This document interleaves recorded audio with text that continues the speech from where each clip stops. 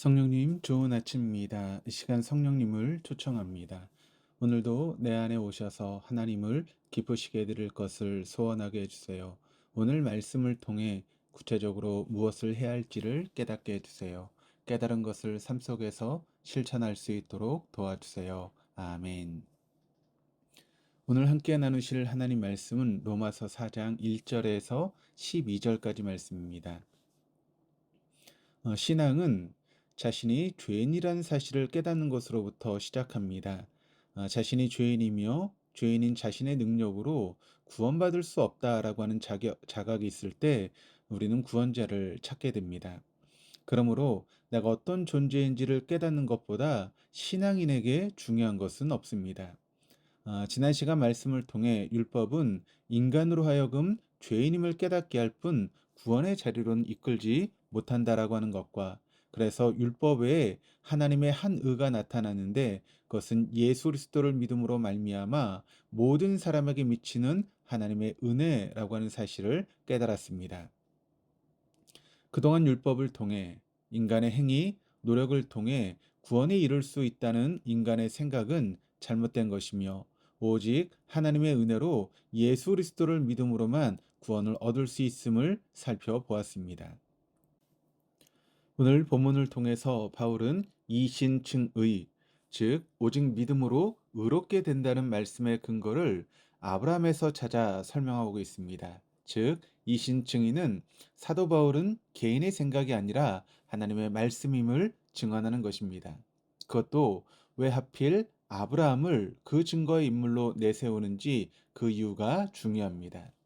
창세기는 성경 66권 중에서 첫 번째 책입니다. 아브라함은 이스라엘의 시조입니다.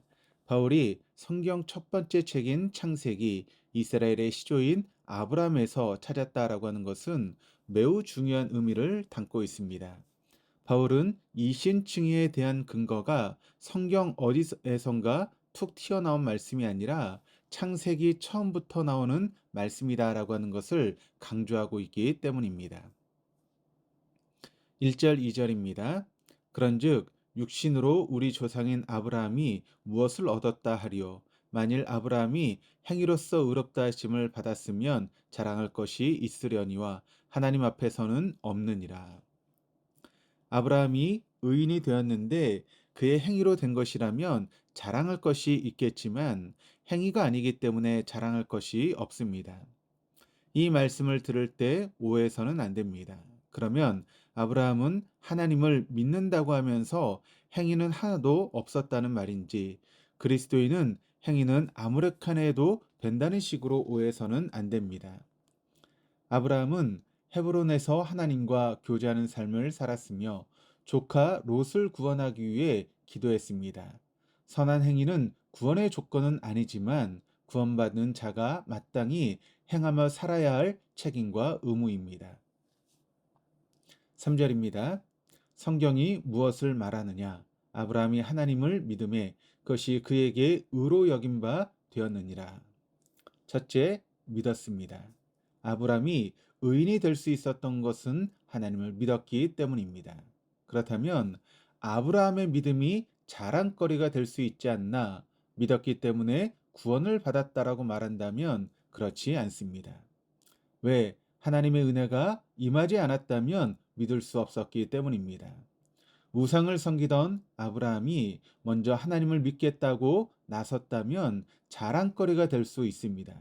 그러나 하나님께서 은혜를 먼저 베풀어 주셨습니다. 그러므로 믿음조차도 자랑거리가 아닙니다. 둘째, 그것이 그에게 의로 여긴 바 되었습니다. 그것이 의미하는 것은 믿음입니다. 믿음을 한 번 더 강조하고 있는 표현입니다. 아브라함의 믿음은 뭐로 드러났는가? 하란에서 떠나서 가나안으로 향하는 행위로 드러났습니다. 하란은 상당한 문화 상업적인 도시입니다. 그에 반해서 오늘 말씀에 나오는 가나안은 황무지입니다. 하나님을 믿는 아브라함의 믿음은 자신이 살던 하란을 버리고 황무지인 가나안으로 떠나는 구체적인 행동으로 드러났습니다. 그러니까 믿음이 행동으로 드러난 것입니다. 그런데 그 행동은 은혜 때문에 드러날 수 있었습니다. 그러므로 나의 행위나 믿음을 자랑할 것이 아니라 하나님의 은혜를 자랑해야 합니다. 그리고 하나님을 믿는 믿음은 반드시 행함을 수반한다라고 하는 사실을 기억해야 됩니다. 성경은 행함을 자랑하지 말라고 했지 믿음이 행함을 수반한다라고 하는 말을 부정하지는 않습니다. 아브라함이 의롭게 된 것은 그의 행위 때문이 아니라 하나님을 믿는 믿음으로 인한 것임을 설명한 후에 바울은 다윗의 시로 결론 맺고 있습니다. 다윗은 어떤 인간입니까? 다윗 때문에 한 가정이 송두리째 깨졌습니다. 그의 죄질로 보면 그는 죽어야만 했습니다. 그러나 다윗이 회개하고 그의 삶의 방향을 바꿨을 때 그는 살아났습니다. 그래서 다윗은 이렇게 고백합니다. 6절에서 8절입니다. 이란 것이 하나님께 의로 여기심을 받은 사람의 복에 대하여 다윗이 말한 바 불법이 사함을 받고 죄가 가려짐을 받는 사람들은 복이 있고 주께서 그 죄를 인정하지 아니하실 사람은 복이 있다도 한과 같으니라. 일한 것이 없이 즉 자신의 행위로 의롭다 여김을 받지 않는 자에게 복이 있음을 이야기합니다.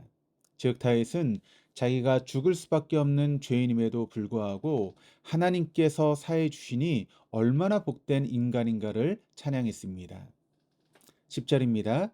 그런즉 그것이 어떻게 여겨졌느냐 할례시냐 무할례시냐 할례시가 아니요 무할례시니라. 하나님께로부터 임한 은총을 믿음으로 얻었는데 그러면 하나님께로부터 내려온 은총은 아브라함이 어떤 상태일 때 주어졌습니까? 할례시였습니까? 무할례시였습니까? 하나님의 뜻대로 살고 있을 때입니까? 아니면 그 뜻도 알지 못하고 있었을 때 주어졌습니까? 성경은 무할례시에 하나님의 은총이 임했다라고 말씀합니다. 아브라함이 할례를 받은 것은 99세 때입니다. 하나님의 부르심을 받을 때는 75세였습니다. 할례 받기 24년 전에 하나님의 은혜가 임했습니다. 하나님의 은혜가 그 뜻대로 사는 자들에게만 주어진다면 아브라함은 절대로 받을 수 없는 은혜입니다. 이것은 하나님의 은총은 인간의 공로나 노력으로 시작되는 것이 아니라 하나님께로부터 시작된다라고 하는 것을 보여줍니다. 바울은 이것을 계속해서 강조하고 있습니다. 11절입니다. 그가 할례의 표를 받은 것은 무할례 시의 믿음으로 된 의를 인친 것이니 이는 무할례자로서 믿는 모든 자의 조상이 되어 그들도 의로 여기심을 얻게 하려 하심이라. 형편없는 삶을 살았던 아브라함이었지만 하나님의 은혜로 구원을 받았기에 앞으로 하나님만 바라보며 살겠다라고 하는 결단으로 믿음의 증표로 할례를 받았습니다. 결혼할 때 반지를 주고받는 것과 같습니다. 반지는 당신만을 사랑하겠습니다라고 하는 서약의 증표입니다. 하나님께서 의롭다 여겨주셨으니 의로운 존재로 살겠다라고 하는 결단입니다. 12절입니다. 또한 할례자의 조상이 되었나니 곧 할례 받을 자에게뿐 아니라 우리 조상 아브라함이 무할례 시에 가렸던 믿음의 자취를 따른 자들에게도 그러하니라. 이스라엘 백성들은 할례만 받으면 하나님의 은혜가 임한다라고 믿었습니다. 그러나 할례는 은혜의 결과이지 은혜의 조건은 아닙니다. 이스라엘 백성들은 자신이 할례 받았다는 이유만으로 아브라함의 후손이라 생각했습니다. 그러나 할례가 중요한 것이 아니라 믿음이 중요하다라고 말씀합니다. 그렇다면 우리는 어떤 자세로 살아야겠습니까? 이 쌍 많은 사람들 중에 하나님께서 우리에게 은혜를 베풀어 주셨습니다. 나의 잘남도, 나의 능력도, 나의 그 어떤 조건 때문에 주어진 은혜가 아니라 전적인 하나님의 택하심에 따른 은혜입니다. 그 결과 받은 것이 영원한 생명입니다. 우리가 이 사실을 잊지 않고 산다면 오늘 하루의 삶이 달라질 것입니다. 나에게 주어진 시간과 생명이 나를 위한 것이 아니라 그분의 은혜에 감사한 마음으로 살아야 될 시간과 생명임을 기억한다면 오늘 무엇을 생각하며 어떤 선택을 내리며 어떻게 행동해야 하는지는 분명해집니다. 값진 은혜를 값없이 받은 우리에게 값없는 것으로 내 인생을 채우는 허망한 인생이 아니라 값진 것으로 내 인생을 채워 생명을 건져 올리는 복된 인생이 될 수 있기 때문입니다. 그런 인생을 살아갈 수 있는 저와 여러분, 우리 모두가 되어줄 수 있기를 주님의 이름으로 축원합니다. 기도하시겠습니다. 사랑의 하나님, 그 크신 은혜를 받았음에도 그것이 이처럼 큰 은혜인지 우리가 망각한 채 하루하루를 살고 있지는 않은지 우리를 되돌아보게 하시니 감사합니다. 값진 인생을 살아감으로 값진 은혜를 받은 자답게 하나님의 은혜에 감사한 인생 되게 하여 주옵소서.